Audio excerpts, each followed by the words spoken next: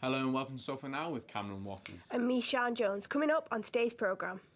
A year after the Walkden fire in which 4 children were killed, today the community gets ready to honour the memory of the siblings who lost their lives. A restaurant on Chapel Street was only open for 5 days before it was broken into. We look at the growing number of incidents on the street over the last 18 months. And we've been at the stunning Lightwaves Festival that is taking place at Media City. On display were creative works of art that illuminate the skies of Salford.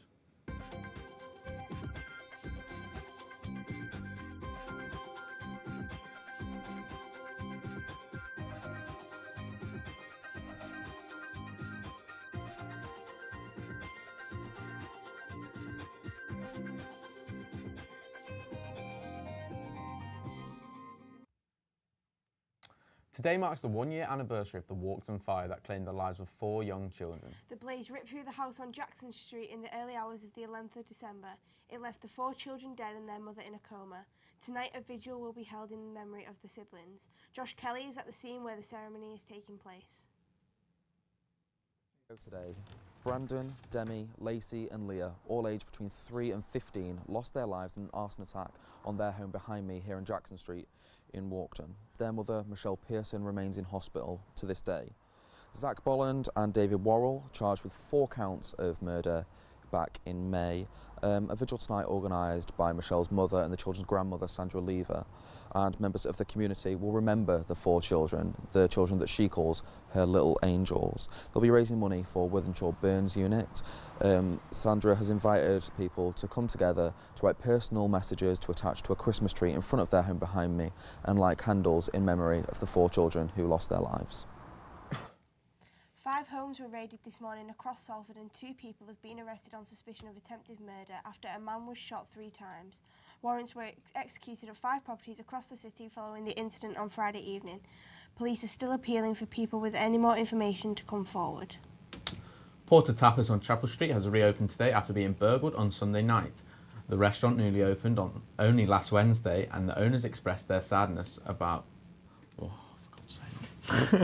about the break-in over social media yesterday. Daniel Mahue is here to tell us more. So Daniel, what happened on Sunday?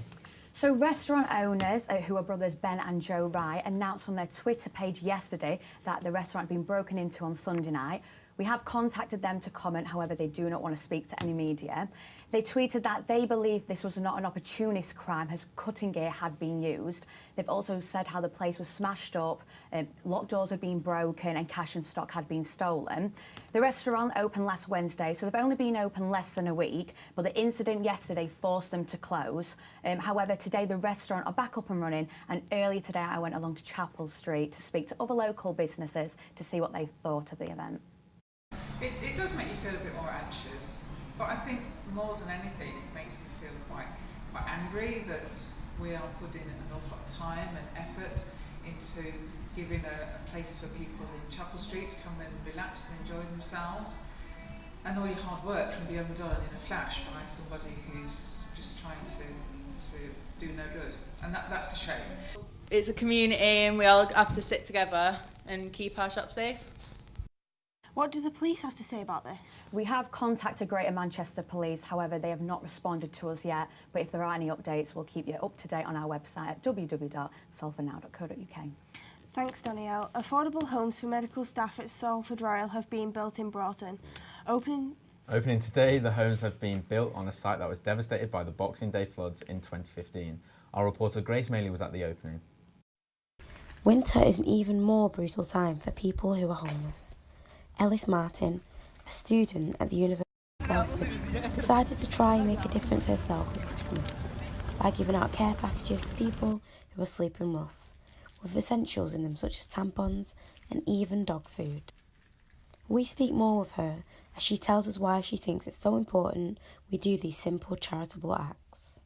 Originally from Northumberland, so when I came to Manchester, one of the first things I noticed was the amount of homeless people that there actually was. Money is a huge challenge because obviously, especially when it's close to Christmas, not everyone has the money to be given to charity. It is quite stressful, but it's quite stressful trying to juggle all your studies and your assignments and money as well, but the response that you get from the homeless people, it's just so worth it, they're so grateful, and it's good that other students and the community come together to raise money and help out as well. Yeah. I spoke to a lot of the homeless charities on social media and stuff like that and just asked what the most essential things that people would want. Angela Baker, a volunteer at the Support People in Need organisation in Manchester, tells us a little bit of what it's like for homeless people at winter time. Looking for jeans, underwear, socks, trainers, hats, scarves. That's the most thing. Blankets, sleeping bags is absolutely. So we try and give them as many blankets as we can, but we're normally only allowed to give them one blanket because there's so many homeless. Whitney Galloway, Salford Now. Sorry for that, the story was about seeing the growing number of homeless people across Manchester this year. A student at Salford University decided to take matters into her own hands and help out this Christmas. Whitney Galloway reported.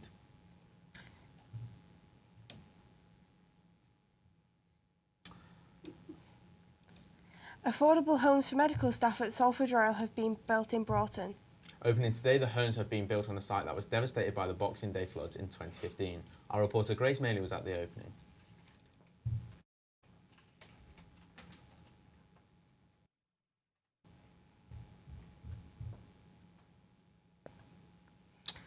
Apologies, there's some more technical difficulties.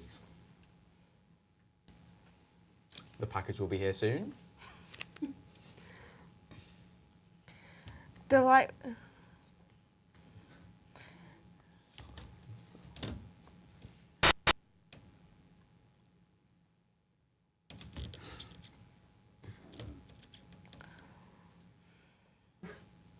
Apologies for that.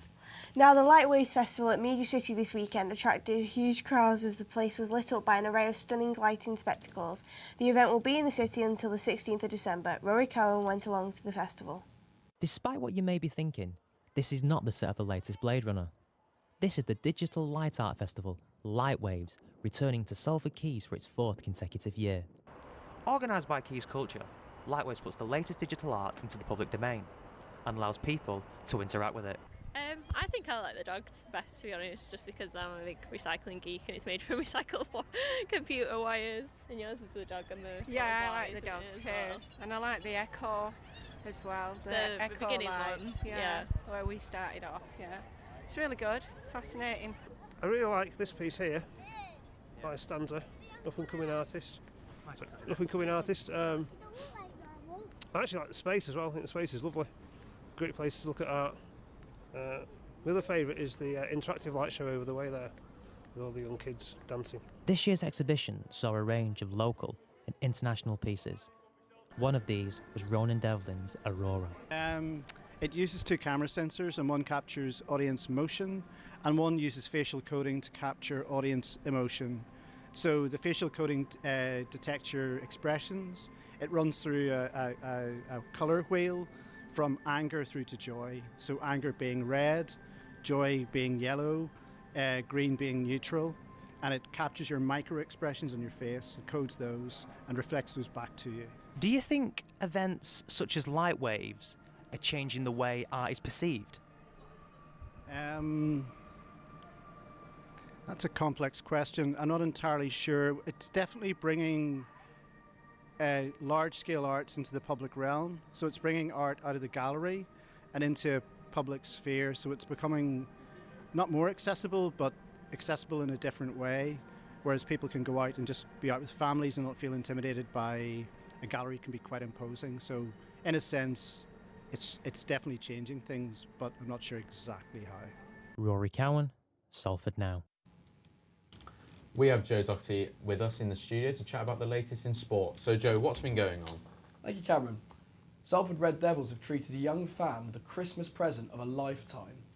13-year-old Cale Curran had offered to spend his Christmas money on the club's squad builder, but the club instead gave the devoted supporter a chance to train with his heroes in the first team. Cale's father Andy said that Cale was gobsmacked and it was a great experience for him. On this day in 1954, former Manchester United player and Busby babe Jeff Bent made his debut in a 4-2 win versus Burnley at Turf Moor. Salford-born fullback made 12 appearances for United and was sadly one of the 23 people killed in the Munich air disaster of 1958. Again. And finally, local side Earlham have been given a sweet draw against Cadbury FC in their first appearance in the 4th round of the FA Vase. Earlham secretary Warren Dodd said that his side must think big after progressing to uncharted territory in this competition. The tie is set to take place in the new year on the 5th of January. That's all from me today. Would you ever offer to donate all your Christmas money to your beloved team? I think for you two, Chelsea and Liverpool maybe don't need it quite so much. For me personally, I don't think 20 quid would actually help Chelsea, Joe. What about you? Do you think your pocket money or Christmas money would help Manchester City? After Saturday, absolutely. Who would you buy, Joseph, in the January transfer window? Lee Griffiths. And why would you buy Lee Griffiths? Clinical. Why would you, Joe? Because he's really clinical. Good striker. We've been missing that with Aguero out. With Aguero out, how do you see your chances coming up to this tough Christmas period? Oh, we're still going to win most games. So, coming into the Chelsea game again, with the 2-0 victory for Chelsea, do you think that this will blow the confidence of Manchester City players going into future games? No, it didn't happen last season. It won't happen this season. What's different this time, Joseph? That's my point, was that it won't be different this time. Yeah, but why? Why, Joseph? Why is it not going to be different? We're even better than we were last season. We've learned. We've got. Well, it seems you've lost already earlier in the season. We've lost 1 game this season. We lost 2 last season. We'll be fine, mate. Don't you worry about that. I disagree with you, but I thank you. You're welcome. Now, we all love a trip to the movies, but has the lack of women both on-screen and off ever bothered you? Now, a Salford film professor has curated a year-long event celebrating women in global cinema. Amelia Cromwell-Home has more.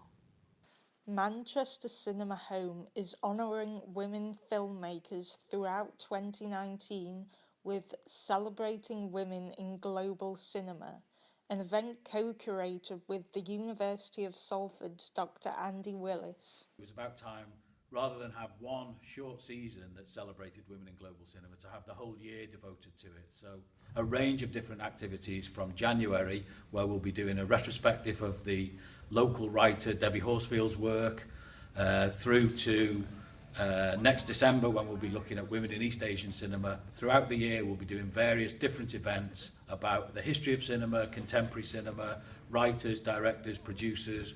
We'll be working with lots of collaborators who are also interested in this project. Personally, I have a particular interest in Hong Kong cinema.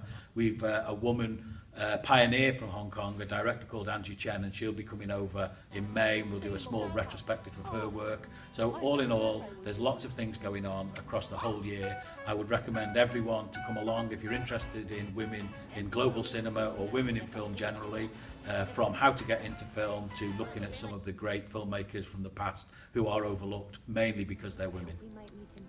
That from almost the beginning of cinema history, women have been involved, but the history of cinema has mainly been written around male directors and writers, and by male critics for that matter. And so we're hoping to address that by focusing exclusively on women in global cinema. Cinema from around the world, not just Hollywood, from all 4 corners of the globe. Not that a globe has 4 corners. Amelia Cromwell-Home, Salford Now.